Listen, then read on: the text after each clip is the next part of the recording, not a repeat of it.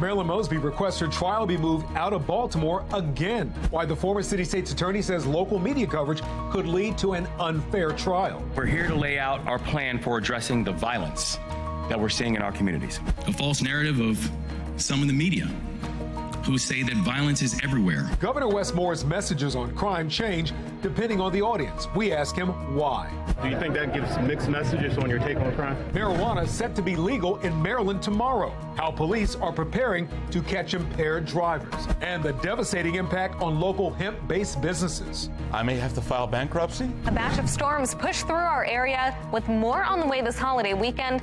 I'm timing out when it could affect your plans. Live from WBFF in Baltimore, this is Fox 45 News at 10. Good evening, I'm Kai Jackson. And I'm Maxine Stryker. As we hit the halfway point of 2023, widespread change is coming in Baltimore, in Maryland, and across the country. Two high-profile public agencies in the city are seeing their leaders step down today. Yeah, in just about 2 hours from now, Maxine, recreational marijuana will be legal in the state of Maryland. From smoke shops to squad cars, the state is in full preparation mode. And as that's happening, gas prices go up. That's because Maryland's gas tax is increasing, but not without some bipartisan criticism of the tax hike. Two major decisions in the Supreme Court as well. Federal student debt forgiveness is no more. President Biden has promised to fight this ruling, but says that fight could take a while. The court also ruled in favor of a web designer who didn't want to make a wedding website for a same-sex couple in Colorado, citing precedent for certain businesses to deny customers based on their sexual orientation. Our team of reporters has all of these stories covered over the next hour. And we're following breaking news out of Northeast Baltimore. This is a live look right now at the scene of a shooting along East 32nd Street. This is right between Baltimore City College and Clifton Park. Police have just told us the victim is fighting for his life. We're told those are homicide detectives on the scene there. Tonight at this hour, no word on a potential gunman, but we'll keep you updated as information continues to come in to our newsroom. And new filings today in the federal perjury case of former Baltimore City State's Attorney Marilyn Mosby. It's the first major development since her trial was delayed in February. Fox 45's Jeff Abel has been pouring through more than 900 pages of documents this afternoon. He joins us live right now with more on what we know about the case. Jeff? Well, the former state's attorney is once again trying to convince a federal judge that media coverage has been so intense she cannot receive a fair trial here in Baltimore.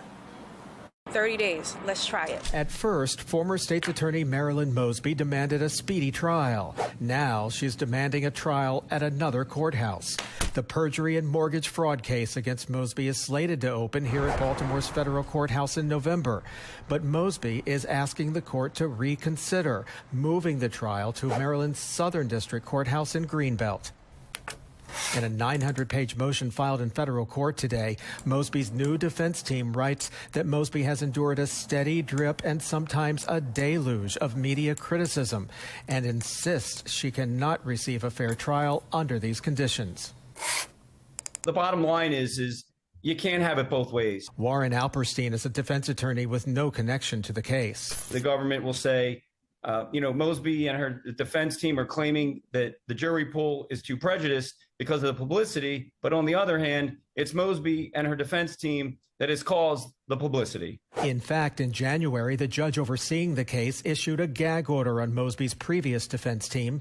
But Mosby's new public defenders have hired a jury consultant who recently surveyed hundreds of Marylanders and found that 62% of those in Baltimore and the state's Northern District are familiar with Mosby's case, compared to 45% of those in the Southern District.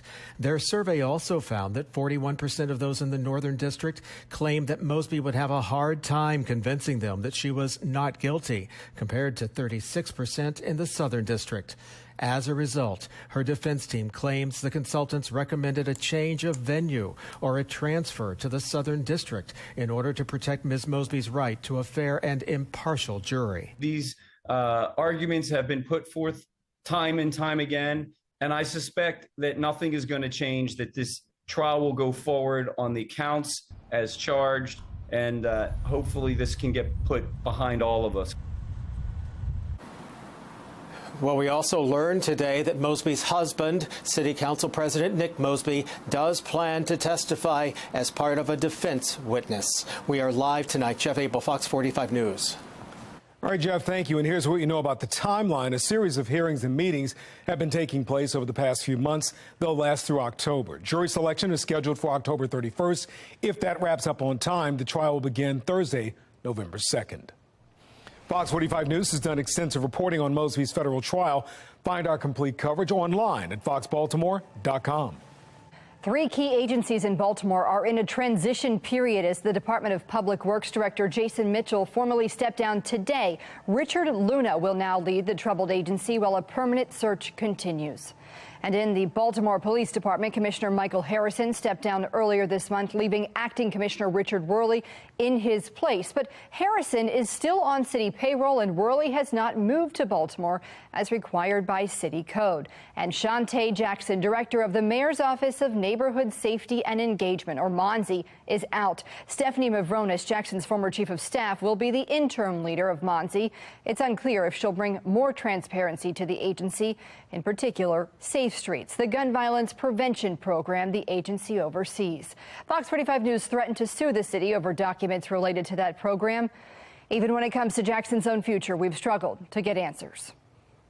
I know that you announced your resignation. You're planning to leave. Can you say where you plan to go? Let me stop right here. Okay. Never, ever will I prioritize any news about me over top of news about our young people. That's why I didn't ask we during can the save press that conference. question for a time when I'm ready to share it. Thank you.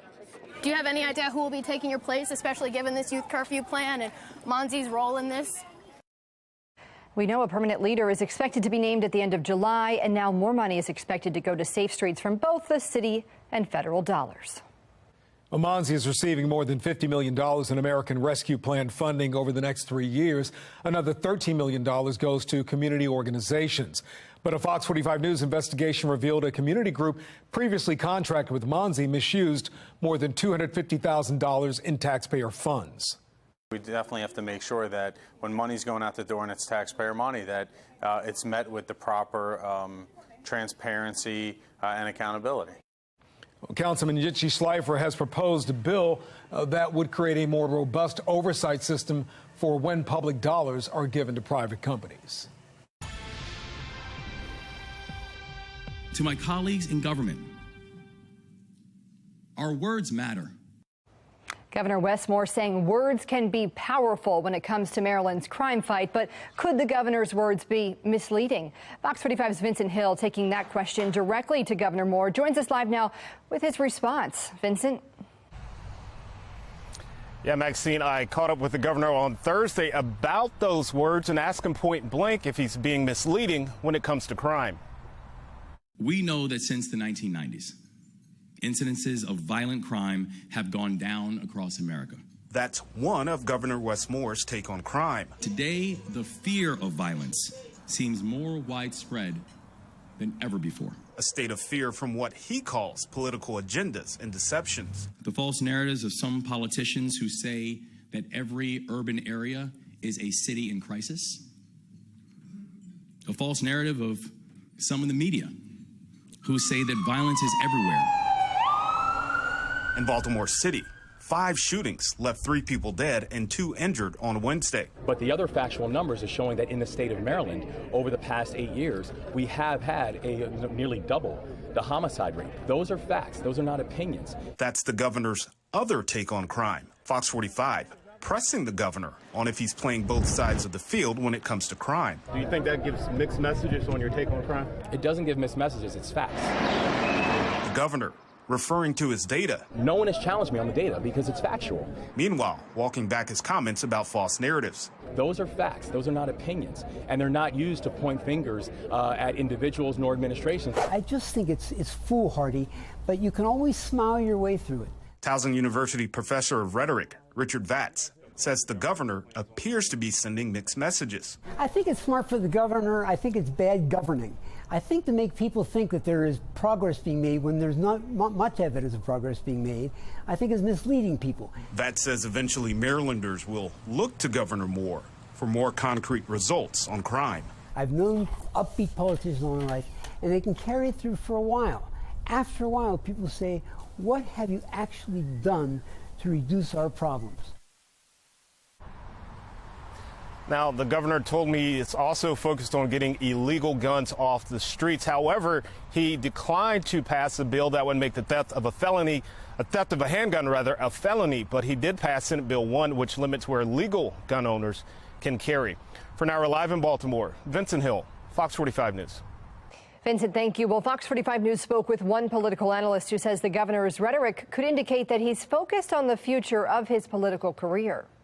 He is definitely someone people are talking about for 2028. There is definitely a mixed message, but it's a message to two different audiences. Local people, they know what the situation is. National people have no clue what goes on outside the Beltway. They have no idea. You can find more on the governor's conflicting crime messages on our website right now, foxbaltimore.com.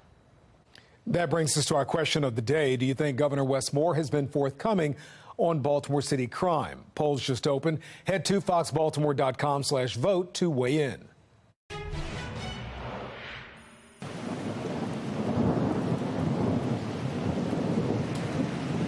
Strong thunderstorms this afternoon rolling into our area just in time for the 4th of July getaway. That's right. Heavy rain, not only the concern today, also smoke from those Canadian wildfires continues to blanket our area. We should say it's blanketing the area again, Jasmine, right? Yeah, that's right. We've had a very interesting day. We started off with the haze from the smoke from those Canadian wildfires, and then we had a line of storms move across the area, and some of these were strong, even severe. We had that tornado warning in place for part of Howard County, and then we had a severe thunderstorm warning, followed by an aerial flood warning. Now it's mostly dry around the region. Pretty quiet on the HD radar. And also with that line of storms that moved across the state, we're now looking at improved air quality, and we do expect moderate air quality as we head into the weekend. And usually that's considered acceptable. Now, although we are dry right now, we are getting ready for our next round of storms, and that's coming tomorrow. That could have an impact on some of your plans, and it'll be followed by more storms, unfortunately, on Sunday. So if you have plans for the holiday weekend, storms could impact those. Coming up in my full forecast, I'll break down the timing of the storms, and I'll let you know what to expect as we get closer to the 4th of July. Back to you. New tonight, the Archdiocese of Baltimore is adding 42 names to the list of Catholic priests and brothers accused in the child sex abuse scandal. The decision to release more names comes after Attorney General Anthony Brown's request for the Archdiocese to expand its list. It's been about 7 months since the AG's original report, which outlined 600 victims and more than 150 priests. Today's move is an effort for the Archdiocese to be more transparent, but Archbishop William Lori acknowledges this does not erase the untold trauma, deep pain, and lasting anguish of the victims. Coming up on Fox 45 News at 10 o'clock tonight, recreational marijuana becomes legal in Maryland in less than 2 hours. What that means for you and how one local business says they're being forced to close their doors. Also at midnight, gas prices across the state start going up. How much bipartisan support the boost for the effort to end the annual gas tax. And coming up at 10:30, concerns that some are desensitized to crime. How people cope with the crisis and how that could affect the effort to stop crime in Baltimore and across the state.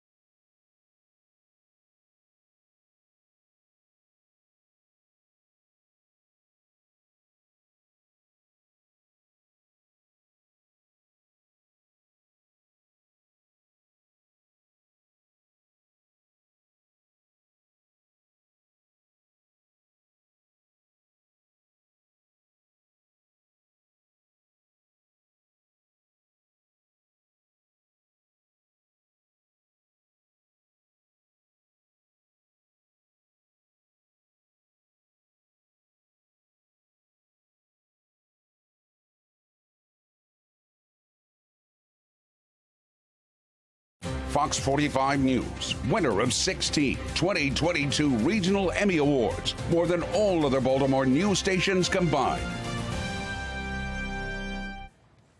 We're less than 2 hours away from the use of recreational marijuana in Maryland.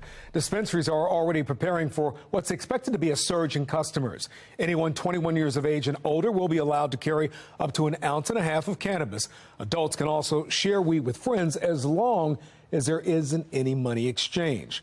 Our Fox 45 News cameras were in Fells Point this afternoon asking people how they felt about this new reality. I think, people are going to do marijuana whether it's legal or illegal, but I think it might be safer and a more consistent product if it's legalized. People have been illegally smoking it for years. Now it's legal, and so they can, the only thing is walk around, you're going to smell a lot more of it now. We spend too much time and money prosecuting this drug that isn't as dangerous as other things we could be focusing on. There are so many things that we're making money on, such as the casinos and such, and so many other things, and parking tickets in Baltimore City. Yeah. So, come out and enjoy life sober. So you remember and enjoy every moment of it. A full breakdown of the laws surrounding recreational marijuana is available right now at foxbaltimore.com. That includes where you can smoke, the rules on selling marijuana, and what people with prior marijuana convictions can do to get those records expunged. Another key aspect of legal weed in Maryland is how will it be taxed? Lawmakers needed to find a middle ground where they could generate enough revenue but not turn people away from legally buying as nearby states move towards legalization. Ultimately, lawmakers set a 9% sales tax on cannabis products, which is the same as alcohol. However, medical marijuana remains exempt from that tax, and you can still get medical licenses. Ahead of tomorrow's legalization, Baltimore County Police are urging people to stay safe on the roadways and understand the impact of marijuana on your body. Sergeant Tom Morehouse is one of the top drug recognition experts in the state. He referenced Colorado, where cannabis is already legal, and says traffic deaths related to cannabis are up 138% since it became legal. That relaxed attitude and that attitude that, or that belief that it's already legal, I think that's a big part of it. Morehouse recommends waiting 6 to 7 hours after consuming cannabis to drive or get a designated driver. So what we need to understand as officers is there is a level that's going to impair, but there's also a level that's not impairing.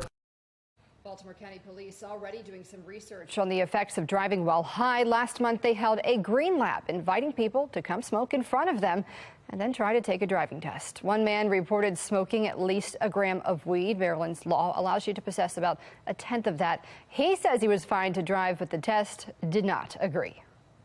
Do I feel safe to drive? Yes, because I trust myself and I know my driving abilities. It does obviously affect you.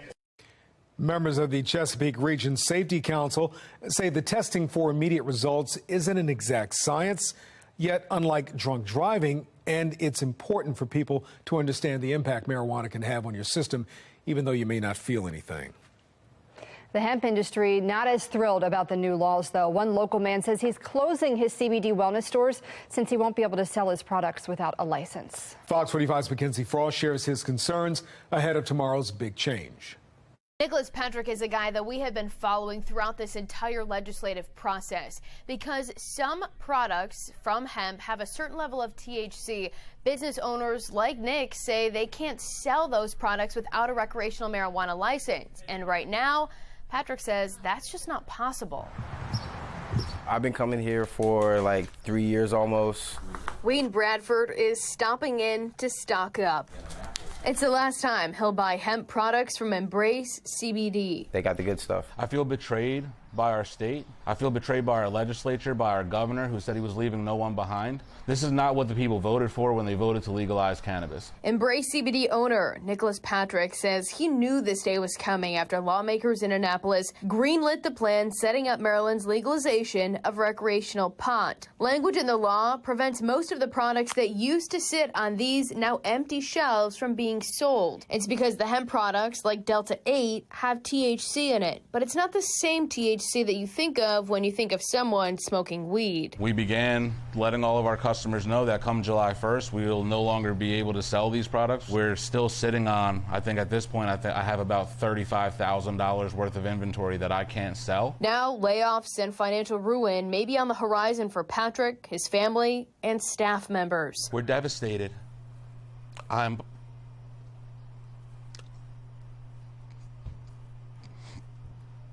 devastated. I may have to file bankruptcy.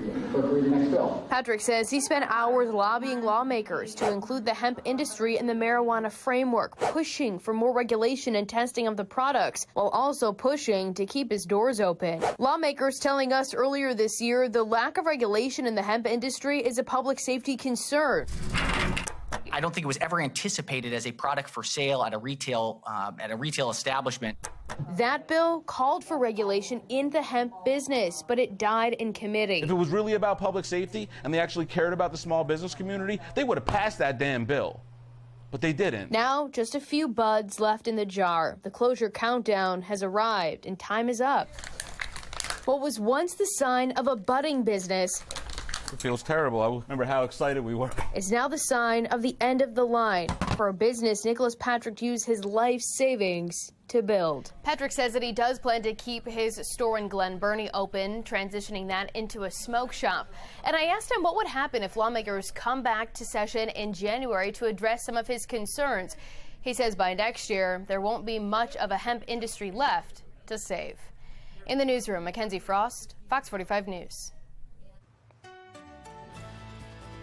It was a little active this afternoon as we dealt with some severe weather, all associated with a line of storms and heavy rain that moved across the state. Now things have improved. That storm moved across the state over to the eastern shore, and now we're left with mostly dry weather. But not only that, we also have improved air quality. I'll let you know about what you can expect for the weekend and our next chance for storms in my Weather Authority forecast.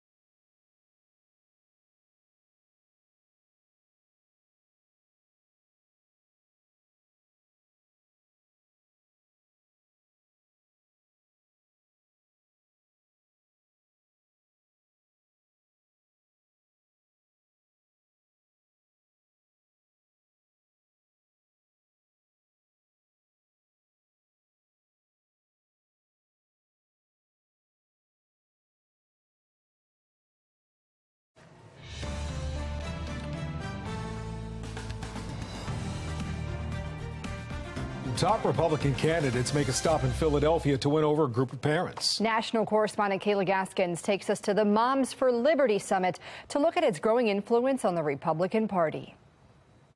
This summit shows education issues remain a top priority for Republican voters who want to see an expansion of parental rights in the public school system.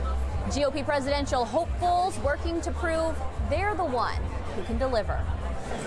When deciding who to back this election cycle, education's in the top three for me. It's the future. fixing America's public education system remains a top factor for this group. Where does education fall on the list of your priorities for 2024? Number 2. Number 1 is? Our liberties and freedoms. As long as everyone puts parental rights on the forefront, they'll continue to keep the attention of the American parents for 2024. Governor Ron DeSantis made fighting what he calls woke educational policies a pillar of his political brand. In Florida, we over-delivered on our promises. The former president making the case he's the one who can deliver for Moms for Liberty. I will sign a new executive order to cut federal funding for any school pushing critical race theory, transgender insanity, and other inappropriate racial, sexual, or political content on our children. Asa Hutchinson, Vivek Ramaswamy, and Nikki Haley also making stops. Thank you so much. Moms for Liberty, barely 2 years old, but turning into a power player in conservative politics. Supporters traveling from 45 states to attend the summit. Just 2 years, it's remarkable. It's a nerve in the American people right now. Some critics calling the group anti-government extremists, taking issue with their efforts to remove books they consider inappropriate for young kids from public school libraries. I see them as badly overreaching their rights as parents into other parents' rights and abilities to teach their children. Moms for Liberty has helped candidates win at the state and local level. Now their national influence is put to the test. In Philadelphia, I'm Kayla Gaskins reporting. Ahead at 10:30, Maryland's gas tax increase is less than 2 hours away from kicking in. How much more you'll have to pay starting at midnight. President Biden told millions of students he would help ease their federal loan college debt. The Supreme Court said otherwise. I'm Scott Thuman in Washington with a look at the decision and the fallout.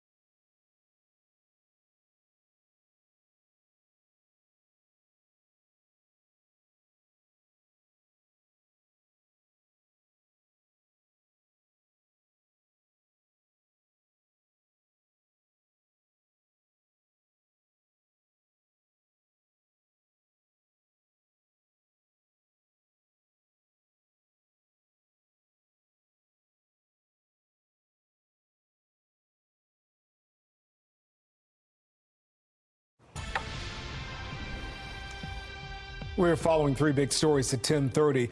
The July 4th weekend is here. It's a busy travel weekend and the best time to go, and why air travelers are in a nightmare scenario. Maryland's annual gas tax increase is going into effect tonight at midnight. How much it'll cost in the fight to change, if that may now have bipartisan support. And the Supreme Court strikes down federal student loan relief. President Biden has now promised to keep fighting for low-income students despite the ruling. I think the court misinterpreted the Constitution. The legal pushback on that statement and another key ruling handed down today in just a few minutes. Let's update our breaking news from last night. The Maryland Attorney General's office is taking over investigating a deadly police shooting in Southeast Baltimore. One person was killed near Patterson Park. Mayor Brandon Scott addressed the incident today, defending the police work. In a statement, the mayor said this violent, tragic outcome impacts the entire Baltimore community, and our hearts are with all of those affected by the incident in every way. The mayor goes on to say there will be an assessment of the actions taken, but with all initial information, it indicates the officers did what was necessary to ensure the violent incident did not further endanger residents in the area. Shootings are down so far this year, but Baltimore remains one of the most dangerous cities in America. We've seen 8 straight years of over 300 homicides. Fox 45's Rebecca Pryor reports one expert says the consistent violence could be making many numb to the numbers. Yeah, today a rhetoric expert that I spoke with says that the constant crime in Baltimore City has turned extraordinary violence into an ordinary part of our everyday lives, one that no longer triggers the response that it should. In Baltimore City, I just heard like a rapid burst of bullets. Bloodshed is often a daily occurrence. Like a pop, pop, pop, pop, pop, pop. So much so, Thursday's deadly officer-involved shooting near Patterson Park seemed the same as any other day for this resident. I mean, we get shootings, but to be honest, not this close to my house. Maybe a little bit further down there. And in Canton. It makes you think twice. Following a robbery gone wrong that cost a 23-year-old T-Mobile employee his life. Where are you safe? I guess in a secure building, I suppose. Smiles. You're never safe. And laughter. Laughter in the face of a major threat is a way to deny it or to distract from it. According to rhetoric professor Richard Vatz, the lighthearted reactions to a disheartening issue is a common coping mechanism. The fact is that you can have a situation which is on its objective side very, very awful. And you can have people who are trying to compensate for their feeling of fear by making jokes. Is that concerning at all? It's not concerning unless it serves as a substitute for doing something. I mean, there are policies, for example, that the city could follow that might alleviate some of the violence that they don't follow. Despite crime currently on the decline, homicides and shootings remain high. In the last month alone, Baltimore City averaging almost 1 murder and 2 non-fatal shootings a day, meaning the sounds and sights of gunfire, met with flashing lights and crime tape, is no longer alarming. To some, it's normal. You know, it's Baltimore. He kind of comes with the territory, right? That adds another danger of normalizing violence. People get comfortable and stop calling for change. Reporting in Baltimore City, Rebecca Pryor, Fox 45 News. A record number of Marylanders are hitting the roads and the skies this holiday weekend. Nearly 900,000 Marylanders will be driving out of town. Air travel is also up, expected to be about 10% higher than last year. Passengers are facing some major issues at the airport as airlines are trying to make up for lost revenue due to several weather-related cancellations this week alone. Even United Airlines CEO flew private, issuing an apology to stranded passengers like these. This is chaos. This isn't organized chaos. This is just chaos. My flight had 40 people on standby, and it was overbooked by 7 people on top of it. I had to sit in an exit row. That's the only reason they allowed me on the plane. If you are driving to your destination, Maryland State Police say their specialized impaired driving reduction team, they'll be out patrolling state highways over the past 5 years. Nearly 800 people have been killed and more than 15,000 injured by impaired drivers on Maryland's roadways. Officers from 23 barracks will be focusing on speeding, distracted driving, and impaired driving. Marylanders on the road this weekend can expect to pay more at the pump. The state's annual automatic gas tax kicks in at midnight, raising the tax by about 4 cents a gallon. It's about a 10% increase. Fox 45 News spoke to customers filling up at Baltimore gas stations who gave mixed perspective on the tax. It's ridiculous. It's ridiculous. Shouldn't be that high. Well, you know, considering we've been through a pandemic and all things given this day and time, I don't think it's too high. I mean, people's going to travel anyway. Well, state Republicans are calling for an emergency session to reverse the policy. Delegate Kathy Szeliga says Marylanders feel the trickle-down effects in their wallets. And Governor Moore also says something needs to change. I'm calling on, I'm asking the General Assembly and telling them we're ready to work in partnership with you in the next session to be able to address the fact that as of right now, the only assets that we have to be able to put towards the Transportation Trust Fund are things that are regressive taxes. Under current tax structure, a large portion of the money goes to public transit. Governor Moore says he wants a different source of funding for public transportation. Today, the Supreme Court struck down federal student debt relief for millions of Americans, negating President Biden's move that was seen as a way to win over millions of young voters. Chief political correspondent Scott Thuman shows us why and what happens next. Another key campaign pledge now wiped out by the Supreme Court. President Biden's promise to help college students ease federal loan debt, seemingly broken. Millions of Americans in this country who feel disappointed and discouraged or even a little bit angry about the court's decision today on student debt. And I must admit, I do too. Biden's move would have let eligible borrowers cancel between $10,000 and $20,000 in debt, but also could have cost more than $400 billion to do so. This ruling stops one of the most egregious examples of executive overreach in modern day history. We've said all along that we agree with the administration that we have a crisis. We just disagree that taxpayers should have been held accountable. We think these colleges should be accountable. Among the biggest hang-ups the justices took issue with, what they saw as overstepping by President Biden, making financial moves that Congress should decide, not the president. Though the White House insisted Biden had the right, using the 2003 HEROES Act, saying relief is allowed during a national emergency, in this case COVID, the court's majority disagreed, writing, Congress did not unanimously pass the HEROES Act with such power in mind. Senator Eric Schmidt, former attorney general in Missouri, helped spearhead the fight. One of the things I'm most proud of is here, this literally saved taxpayers, $500 billion. I mean, it's hard to put that kind of money in context, but when we're dealing with sort of the national debt issues, the spending crisis that we're in, it's a big deal. While 16 million applications were already approved, now those payments are set to resume in October. Today's decision has closed one path. Now we're going to pursue another. I'm never going to stop fighting for you. We'll use every tool at our disposal to get you the student debt relief you need and reach your dreams. In Washington, I'm Scott Thuman. Reaction is coming in from Maryland Congressman Andy Harris. Maryland's lone Republican says the plan to use taxpayer dollars to fund student loans is unconstitutional and unfair, especially to those who don't attend college. Senator Ben Cardin says the Supreme Court's decision is a setback for millions of students, and he's urging the president to continue fighting for low-income families. President Biden saying his fight to slash student debt isn't going away. He says his administration is working to find new solutions to give students the financial relief he promised during his campaign. Now, the president is planning on what's called a ramp, a repayment system for borrowers, which would give them up to 12 months before being penalized for missing a payment, working with credit agencies that issue your credit score. He says that program will likely take months to set up. In a separate decision, the court ruled in favor of a web designer who didn't want to make a website for same-sex couples, paving the way for similar businesses to refuse service to someone based on sexual orientation. The majority opinion argued under the First Amendment, someone can't be compelled to create original designs for people they don't want to. Opponents say the decision undermines the government's ability to make sure all Americans have equal access to the public marketplace. That ruling came just one day after the Supreme Court struck down affirmative action at colleges and universities, saying schools can no longer use race as a factor in admissions. Those in favor argue affirmative action wasn't fair to white and Asian students. Those opposed say it's a step back in black students' fight for equality.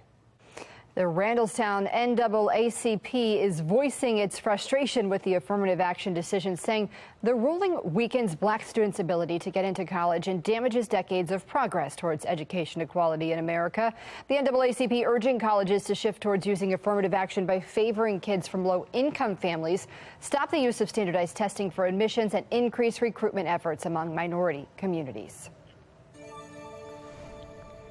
Taking a look now at the Fox box, the top left. This fall, the Supreme Court will hear arguments as to whether people accused of domestic violence have a right to possess firearms. The Biden administration is appealing a federal court ruling that deemed it unconstitutional to keep guns away from people with restraining orders against them. The top right, New York Congressman George Santos is in federal court. Prosecutors handed over 80,000 pages worth of documents to the Republicans' defense in the case, accusing Santos of misusing campaign funds, fraud, and lying about personal finances. Santos pled not guilty. Bottom left, tonight we're learning an unmanned ocean rover was destroyed in attempts to locate the Titan submersible that imploded more than 2 miles below the surface.